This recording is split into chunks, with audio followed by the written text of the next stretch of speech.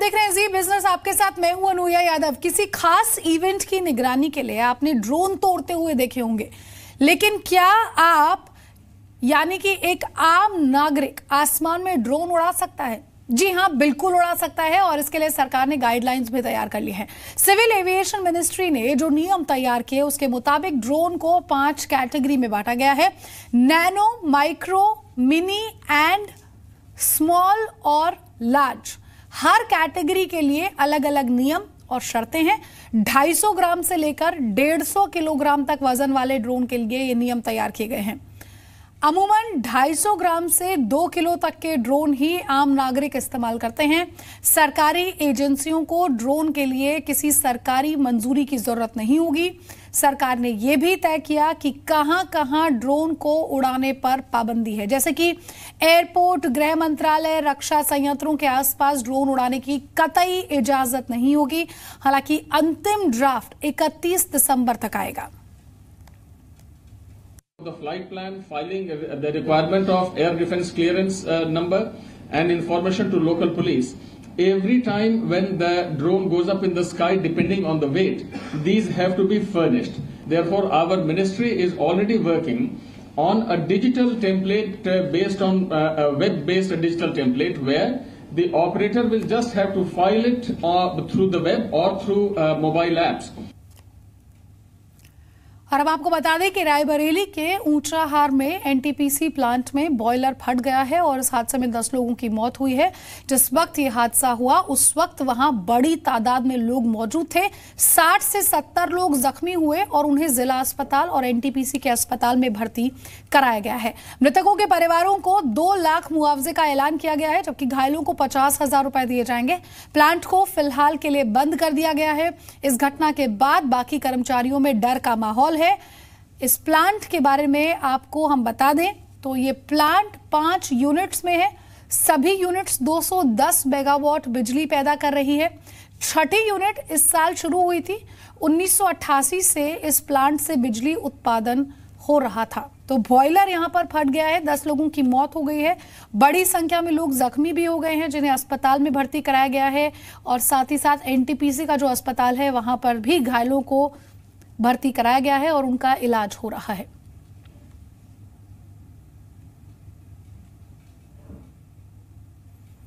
तो NTPC plant के बारे में हम आपको बता रहे हैं कि यहाँ 6 यूनिट यहाँ पर जो प्लांट है वो है। अब आपको हम बता दें कि देखिए, ड्रोन की जो हम आपको बात कर रहे थे, अब आप और हम कोई भी ड्रोन उड़ा सकता है, लेकिन कुछ शर्तें हैं, कुछ नियम हैं। जयंत सिन्हा ने हमसे एक्सक्लूसिव बातचीत की और क्या कुछ कहा उन्होंने इन नियमों को लेकर, खासतौर पर आम आदमी के लिए। आप सुनिए। हम लोग ड्रोन्स का कर सकें, और आज जो हम लोगों ने नीति बनाकर प्रस्तुत की है स्टेक होल्डर कंसल्टेशन के लिए, उसमें ये सब जो उपयोग हैं वो किए जा सकते हैं। Sir, ease of doing business में भारत को एक बड़ी सफलता मिली है, जिसके 30 नंबर जो लगी है 30 वैक्सीन अब मिली है। क्या वजह आप मानते हैं और आपको क्या लगता है कि सेंटिमेंट कितने से इम्प्रूव होता हुआ नजर आता है? सेंटिमेंट बहुत इम्प्रूव कर रहा है। जैसे माननीय वित्त मंत्री जी ने कहा है कि कभी भी कोई देश 30 नंबर कभी नहीं बढ़ पाया है, तो इससे आपको एकदम प्रतीक आपको मिल रहा है कि किस प्रकार से हमारी सरकार जो है वो ईज ऑफ डूइंग बिजनेस और उद्योग जगत में व्यापारियों के लिए कितना कुछ कर रही है, जिसमें कि वो बड़ी कुशलता से और सरलता से अपना व्यापार कर सकें। इकोनॉमी को लेकर बड़ा लगातार टारगेट किया जाता है कि जीडीपी के नंबर हों, चाहे जिस तरीके से नंबर जो है वो डिक्रीजिंग ट्रेंड शो कर रहा था, तो आपको लगता है कि अब आपके पास एक बड़ा हथियार है, ये जो जंप आपको मिला है इस अपने विपक्ष को जवाब देने के लिए? जब अर्थव्यवस्था पे बहस हो रही थी तब भी मैंने समझाया था कि जब आप 3rd गियर से 4th गियर में जाते हैं तो गियर में जब आप गाड़ी को डालते हैं तो थोड़ी सी रुकावट होती है, फिर आप 4थे गियर में जाते हैं। तो वही थोड़ी सी रुकावट हुई, अब हम 4थे गियर में जा रहे हैं, और ये कई सारे ऐसे आपको अब प्रमाण मिलेंगे कि इकॉनमी जो है वो एक्सेलरेट करके 4थे गियर पे जा रही है। बस एक आखिरी सवाल सर, मैं कई व्यापारियों से बात कर रहा था, वो जीएसटी को लेकर अभी भी एक नाराजगी है उनकी, शायद वो शुरुआती दौर की जो दिक्कतें होती हैं, इसको लेकर सरकार का क्या रुख रहेगा? क्योंकि व्यापारी को कहना है कि ये एक वन वे कम्युनिकेशन होता जा रहा है, आपका क्या कहना है? हम लोगों ने तो पहले ही कहा था कि जीएसटी जैसे क्रांतिकारी कदम हम जब लेंगे तो अड़चनें आएंगी और लोगों को कठिनाइयाँ ज़रूर महसूस होंगी और खेद है इसके लिए। और बिल्कुल जो भी कुछ हम लोग कर सकते हैं व्यापारियों के लिए, व्यवसायों के लिए, जिसमें कि जीएसटी वो आसानी से, सरलता से उसको अमल कर सके, वो हम लोग करने को तैयार हैं। आपने देखा है कि हम लोग कई कदम लिए हैं और कई कदम लेते रहेंगे जिसमें कि सब लोगों को बड़े सुविधाजनक तरीके से जो भी फाइलिंग वगैरह करनी है वो करना होगा। धन्यवाद सर, हमसे बात करने के लिए। कैमरामैन खान के साथ दिल्ली। तो ड्रोन को अलग अलग श्रेणियों में रखा गया है और सरकार ने नियम यहाँ पर साफ कर दिए हैं। हम आपको ये भी बता दें कि कुछ इलाके यहाँ पर तय किए गए हैं जहाँ पर एयरपोर्ट से लेकर आप साथ ही साथ होम मिनिस्ट्री के आसपास उन इलाकों में आप ड्रोन नहीं उड़ा सकते हैं, लेकिन वेट के हिसाब से रूल्स एंड रेगुलेशंस हैं। इसका मतलब अब देखना ये होगा कि आने वाले दिनों में जो कंपनियां इंटरनेशनल मार्केट में, आपने देखा अमेरिका में यहाँ ड्रोन से पिज्जा डिलीवरी होते हुए आपने देखा था, तो शायद भारत में भी ऐसा कुछ बहुत जल्द संभव होने की संभावना नजर आ रही है। आगे बढ़ लेते हैं तो वर्ल्ड बैंक की ईज ऑफ डूइंग बिजनेस की लिस्ट में लंबी छलांग के बाद सरकार रिफॉर्म के एजेंडे पर पूरी तरह से एक्शन में दिखाई दे रही है। केंद्रीय कैबिनेट ने आज 6 सरकारी कंपनियों में अपनी हिस्सेदारी बेचने को मंजूरी दे दी। सूत्रों के मुताबिक कैबिनेट ने ड्रेजिंग कॉर्प में सरकार की पूरी 73.46% हिस्सा बिक्री को मंजूरी दे दी। साथ ही साथ पवन हंस कमरजार पोर्ट में भी हिस्सा बिक्री के फैसले पर मुहर लगी है। कमरजार पोर्ट में सरकार की 66.7% हिस्सेदारी है। आज की बैठक में शुगर मिलों को बड़ी राहत देते हुए सरकार ने इथेनॉल की कीमतें 5% बढ़ाने का फैसला लिया है।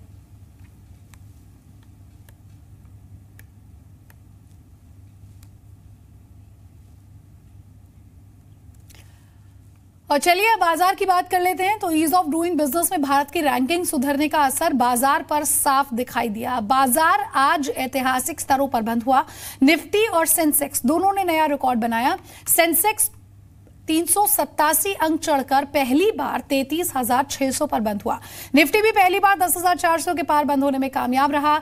बैंकिंग और रियल्टी शेयरों में आज सबसे ज्यादा खरीदारी देखने को मिली।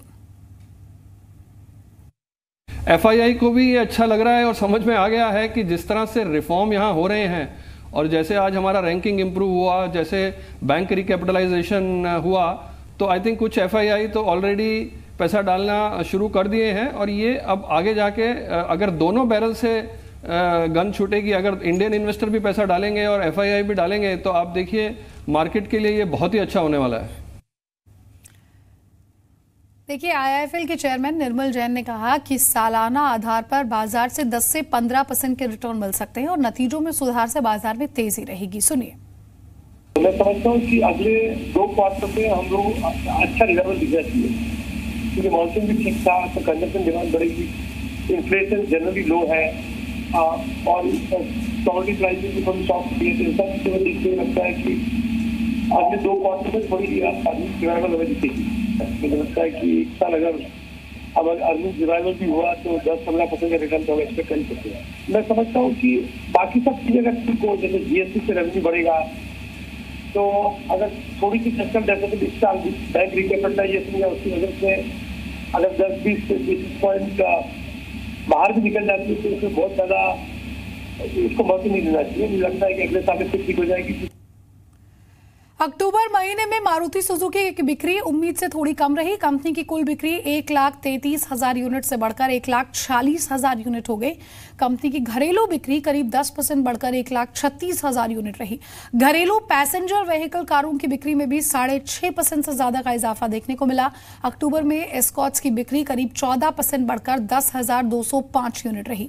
कंपनी के एक्सपोर्ट में 84% का उछाल देखने को मिला।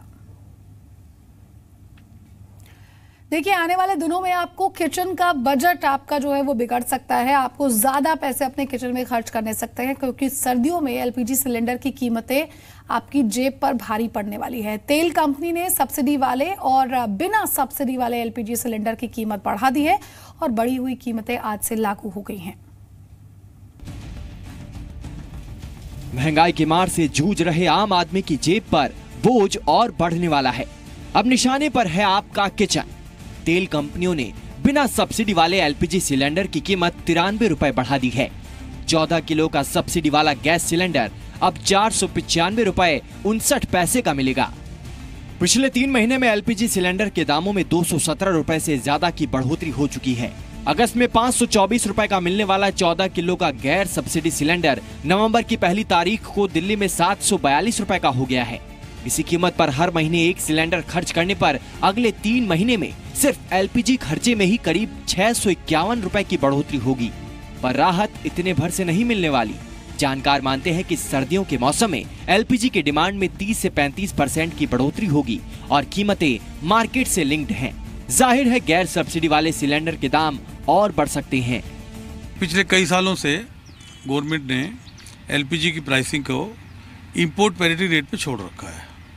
तो जो नॉन सब्सिडाइज जो सिलेंडर है, कमर्शियल सिलेंडर है, उसके प्राइसिंग हर महीने चेंज होते हैं। 3 महीने से रेट बढ़े हैं, करीब 218 रुपये का फर्क पड़ा है।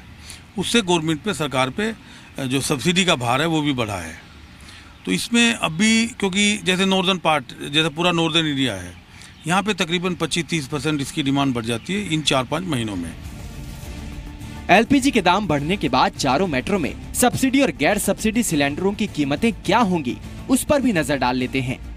बिना सब्सिडी वाला 14 किलो का एलपीजी सिलेंडर दिल्ली में अब 724 रुपए, जबकि सब्सिडी वाला 495.50 रुपए। मुंबई में बिना सब्सिडी वाला 718.50 रुपए, जबकि सब्सिडी वाला 498.38 रुपए। कोलकाता में बिना सब्सिडी वाला सिलेंडर 759.50 रुपए, जबकि सब्सिडी वाला 498.43 रुपए। और चेन्नई में बिना सब्सिडी वाले सिलेंडर की कीमत 750 रुपए, जबकि सब्सिडी वाले सिलेंडर की कीमत 483.69 रुपए हो गई है। सब्सिडी और गैर सब्सिडी वाले सिलेंडर के बीच का गैप अब 248 रुपए का हो गया है। ऐसे में जानकार मानते हैं कि खुद ही सब्सिडी सरेंडर करने वाले कम होंगे और ब्लैक मार्केटिंग की आशंका बढ़ेगी। इस सब्सिडी और नॉन सब्सिडी के बीच में बहुत अंतर नहीं होना चाहिए। जैसे ही अंतर बढ़ेगा वैसे ही दुरुपयोग बढ़ेगा। सब्सिडी के नाम पर सिलेंडर लेकर के लोग नॉन सब्सिडी क्षेत्र में बेचेंगे और उसका उपयोग जिस कार्य के लिए होता है उसके लिए नहीं करेंगे। और जो नॉन सब्सिडी के पात्र लोग हैं वो सब्सिडी के क्षेत्र में आने की पूरी कोशिश करेंगे और सिस्टम को मैनिपुलेट करने की कोशिश करेंगे। सब्जियों की कीमत में उछाल के साथ ही एलपीजी सिलेंडर के दाम में लगातार बढ़ोतरी से त्रस्त आम कंज्यूमर को आने वाली सर्दी रुला सकती है। एलपीजी सिलेंडर की कीमतों में लगातार बढ़ोतरी से एक ओर जहां आम कंज्यूमर के किचन के बजट में बढ़ोतरी हो रही है, वहीं सरकारी खजाने पर सब्सिडी का बोझ भी बढ़ रहा है। सरकार उज्ज्वला स्कीम के जरिए देश में एलपीजी पेनिट्रेशन को बढ़ाने पर जोर दे रही है। ऐसे में कीमतों को कंट्रोल में रखना वक्त की जरूरत है। प्रकाश प्रियदर्शी, जी मीडिया। सरकार ने सीनियर सिटीजन्स को बड़ा तोहफा दिया है। आपके फायदे की खबर है ये। देखिए, नेशनल पेंशन स्कीम यानी कि एनपीएस ज्वाइन करने की उम्र सीमा 60 साल से बढ़ाकर अब 65 साल कर दी गई है। 60 से 65 साल की उम्र के बीच एनपीएस ज्वाइन करने वाले 70 साल की उम्र तक एनपीएस में कंट्रीब्यूशन कर सकेंगे। 60 साल की उम्र के बाद एनपीएस ज्वाइन करने वालों को 3 साल बाद इससे एग्जिट करने की सुविधा होगी। नए नियम के बाद अब 18 साल से 65 साल के बीच की उम्र का कोई भी व्यक्ति एनपीएस ज्वाइन कर सकेगा। वित्त मंत्रालय ने ट्वीट कर यह जानकारी दी। एनपीएस के लिए उम्र सीमा बढ़ाए जाने से सीनियर सिटीजन्स के लिए रेगुलर इनकम का विकल्प उन्हें मिल जाएगा। 60 साल की उम्र के बाद भी एनपीएस ज्वाइन करने वालों को पेंशन फंड की वही सुविधाएं मिलेगी जो मौजूदा सब्सक्राइबर्स को मिलती है।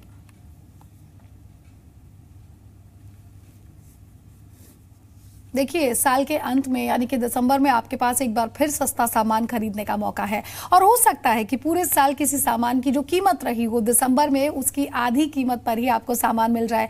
और इसकी सबसे बड़ी वजह है जीएसटी। अब आप सोच रहे होंगे कि आखिर कैसे, तो देखिए रिपोर्ट।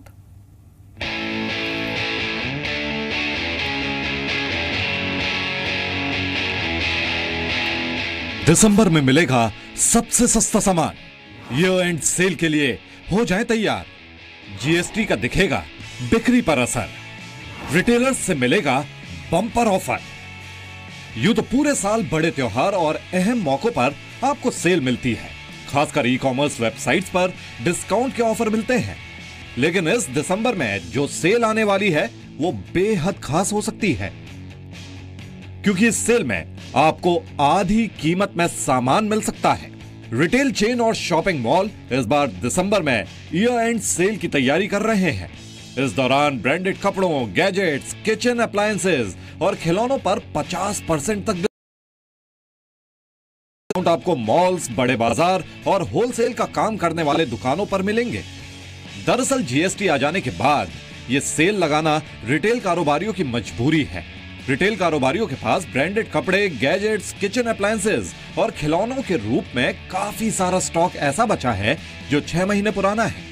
यानी जो सामान इन व्यापारियों ने 1 जुलाई से पहले खरीदा होगा और उस साल की रसीदें नहीं होंगी तो उन पर चुकाए गए टैक्स के लिए ट्रांजिशनल क्रेडिट सुविधा नहीं मिलेगी।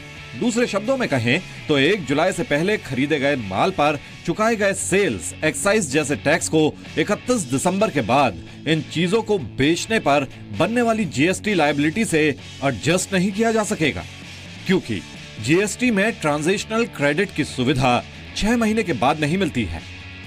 इस दिवाली पर कारोबारियों को उम्मीद थी कि अच्छी बिक्री होगी, लेकिन ऐसा नहीं हुआ और बड़े रिटेलर्स के पास काफी सामान बाकी रह गया है। सूत्रों के मुताबिक फिलहाल रिटेलर्स ने स्टॉक होल्ड करने का फैसला किया है, क्योंकि उन्हें उम्मीद है कि सरकार उन्हें दिसंबर के बाद भी 2 महीने की मोहलत दे सकती है। लेकिन एक बात तय है कि अगर नियम में किसी तरह का बदलाव नहीं होता है तो आपके पास सस्ती खरीदारी के लिए इस साल का ये सबसे बड़ा मौका हो सकता है। ब्यूरो रिपोर्ट, जी मीडिया।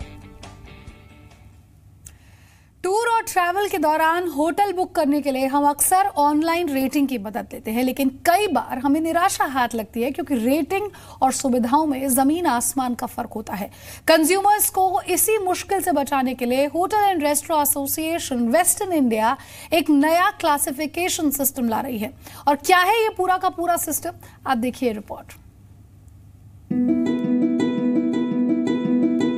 सैर सपाटे या जरूरी कामों की वजह से होटलों से हर किसी का वास्ता पड़ता है, लेकिन विज्ञापन की चमक दमक और बड़े बड़े दावों के चलते होटल की असली क्वालिटी का हमें शायद ही अंदाजा हो पाता है। इसी कंफ्यूजन को दूर करने के लिए hotel and restaurant association of western India ने होटलों को कैटेगराइज करने की योजना बनाई है। Hotel and restaurant association of western India के प्लान के मुताबिक होटलों को 6 कैटेगरीज में बांटा जाएगा। ये कैटेगरीज होंगी budget, classic, premium, luxury, deluxe luxury and primo luxury. Different category के 6 कैटेगरी हैं, बजट से लेके और हर स्टेप पे जैसे है एक एक ऊपर बढ़ते जा रहा है। तो एज पर सो दैट जो टूरिस्ट आता है उसको पता है कि क्या एक्सपेक्ट करना। हम इसको इंटरनेशनल स्टैंडर्ड के हिसाब से चेक करते हैं। आउटसोर्स किया हुआ एजेंसी को जो जाके चेक करती है और उनको मार्क्स देती है और सर्टिफाई करती है। हर कैटेगरी के कुछ तय पैरामीटर होंगे, जैसे बजट सेक्शन में आपको कम से कम 80 स्क्वायर फीट का कमरा मिलेगा, वहीं क्लासिक में 90 स्क्वायर फीट, प्रीमियम में 100 स्क्वायर फीट, लग्जरी में 140 स्क्वायर फीट, डिलक्स लग्जरी में 200 स्क्वायर फीट और प्राइमो लग्जरी में 225 स्क्वायर फीट का कमरा मिलेगा। क्लासिफिकेशन करते समय बाथरूम के size, air conditioning, bed size को भी ध्यान में रखा जाएगा। डिलक्स लग्जरी और प्राइमो लग्जरी में गेस्ट रूम के हॉल एरिया में बाथरूम होना जरूरी होगा। ये क्लासिफिकेशन इंटरनेशनल स्टैंडर्ड को ध्यान में रखकर किया गया है। फिलहाल पूरे भारत में 40,000 से ज्यादा होटल्स हैं। इसमें करीब 700 ही ऐसे होटल हैं जिनको भारत सरकार की टूरिज्म डिपार्टमेंट ने रेट किया है। ऐसे में कस्टमर्स के पास ऑनलाइन रेटिंग के अलावा कोई और साधन नहीं रहता है। इस नए क्लासिफिकेशन सिस्टम के आधार पर मुंबई के 13 रेस्टोरेंट को रेटिंग दी गई है। अगले साल तक भारत के आधे रेस्टोरेंट को इससे जोड़ने का लक्ष्य रखा गया है। हम चाहते हैं कि हमारे एसोसिएशन थ्रू जब ये रोल आउट हो जाए कि हमारे जो मेंबर्स जो 15,000 होटल के करीब है वो सब क्लासिफिकेशन ले लें और जो भी टूरिस्ट आएगा हमारे देश में या तो फॉरेन से या लोग उनको क्लियर स्पष्ट मालूम होगा कि 2 स्टार का महत्व क्या है, 3 क्या मिलता है, 5 में क्या मिलता है। इसमें हम रेट्स नहीं डाल रहे, प्राइसिंग, सिर्फ उनके कंडीशंस, सिर्फ उनके स्पेसिफिकेशन, ये हमारा ऑब्जेक्टिव था। अगर ऐसा हो तो अब कस्टमर्स को पता होगा कि उसे उस कैटेगरीज में क्या क्या सुविधाएं मिलेंगी। Hotel and restaurant association of western India का दावा है कि इससे कस्टमर्स को ऐसी व्यवस्था मिलेगी जिसपे वो पूरा भरोसा कर सकते हैं। साथ ही टूरिज्म को बढ़ाने में भी काफी मदद मिलेगी। अगर आपने भी ऑनलाइन रेटिंग देखकर होटल बुक किया हो और बाद में आपने देखा हो कि इनकी सुविधाओं में और रेटिंग में ज़मीन आसमान का अंतर है, तो आपके लिए एक अच्छी खबर आई है। Hotel and restaurant association of western India ने नया क्लासिफिकेशन सिस्टम लाया है, जिसमें यदि कोई कस्टमर होटल बुक करता है और किसी कैटेगरी में करता है तो उसको पता होगा कि उसे कितना बड़ा रूम मिलने वाला है, कितना बड़ा बाथरूम मिलने वाला है, स्टडी टेबल मिलने वाला है कि नहीं मिलने वाला है। कैमरा पर्सन संदेश के साथ राहुल कुमार, जी मीडिया, मुंबई।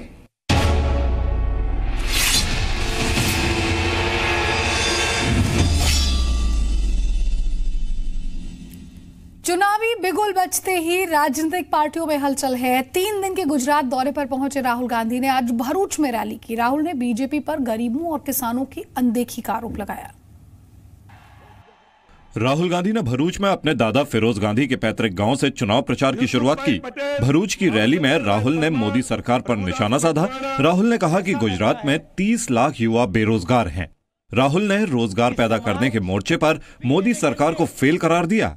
राहुल ने यह भी कहा कि बीजेपी ने गरीब और किसानों की अनदेखी की है। गुजरात में किसान रो रहा है, किसान कर्जा माफ करवाना चाहता है, दबा हुआ है, रो रहा है। टाटा नैनो के लिए नरेंद्र मोदी जी ने 33,000 करोड़ रुपए बैंक लोन दिया। मोदी जी ने मेक इन इंडिया की बात की, पूरे हिंदुस्तान को कहा कि सब कुछ हिंदुस्तान में बनेगा, और आज गुजरात में 30 लाख युवा बेरोजगार खड़े हुए हैं। गुजरात में 9 दिसंबर और 14 दिसंबर को वोटिंग होगी। पहले चरण में 19 जिलों की 89 सीटों पर, जबकि दूसरे चरण में 14 जिलों की 93 सीटों पर वोट डाले जाएंगे। चुनाव में 4 करोड़ 33 लाख मतदाता 50,128 पोलिंग स्टेशनों पर गुजरात में नई सरकार चुनेंगे। 18 दिसंबर को हिमाचल प्रदेश के साथ ही गुजरात चुनाव के नतीजे आएंगे।